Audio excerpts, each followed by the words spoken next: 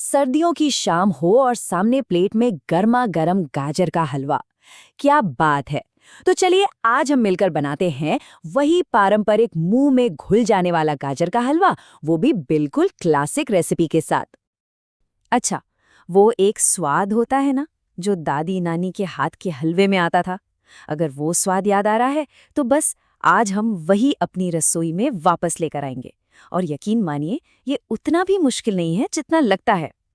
कहते हैं ना, किसी भी अच्छी डिश की जान उसकी सामग्री में होती है। तो चलिए इस स्वादिष्ट सफर की शुरुआत करते हैं और देखते हैं कि इस हलवे का असली जादू किन चीजों से शुरू होता है। तो ये रही हमारी पूरी टीम। मीठी मीठी लाल गाजर, गाढ़ेपन के लिए फुल फैट दूध, एक शाही स्वाद के लिए घी और मिठास के लिए चीनी। आप देखेंगे, पारंपरिक स्वाद की असली ताकत ना उसकी सादगी में ही छिपी होती है। और इस पूरी कहानी का जो हीरो है वो है गाजर, पूरे 1 किलो।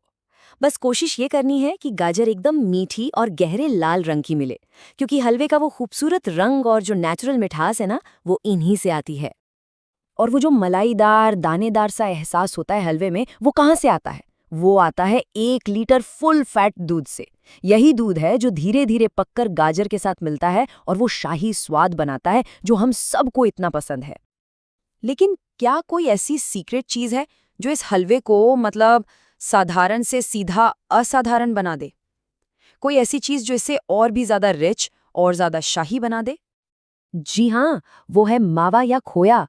देखिए, ये जरूरी नहीं है, पर अगर आपने इसे डाल दिया तो हलवा सिर्फ स्वादिष्ट नहीं बल्कि एकदम शाही बन जाता है। ये उसे एक दानेदार टेक्सचर और एक गहरी मलाईदार मिठास देता है।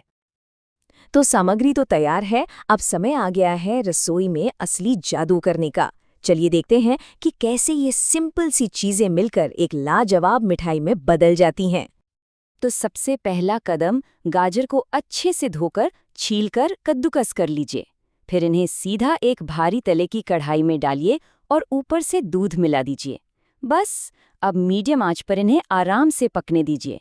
यहीं से गाजर और दूध की जुगलबंदी शुरू होती है। और हाँ, यहाँ एक बहुत जरूरी टिप है, सब्र। सब्र का फल मीठा होता है ना, खासकर गाजर के हलवे में।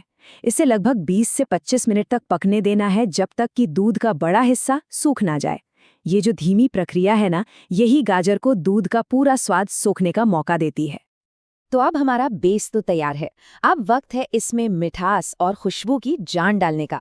ये वो स्टेज है जहाँ हलवे को उसका असली कैरेक्टर मिलता है। अब इसमें जाएगा घी और इसे 5-7 मिनट तक भूनिए। इस वक्त जो घी और गाजर की खुशबू से रसोई महकेगी ना, मज़ा आ जाएगा। फिर इसमें चीनी डालिए। मिठास आप अपने हिसाब से कम ज़्यादा कर सकते हैं।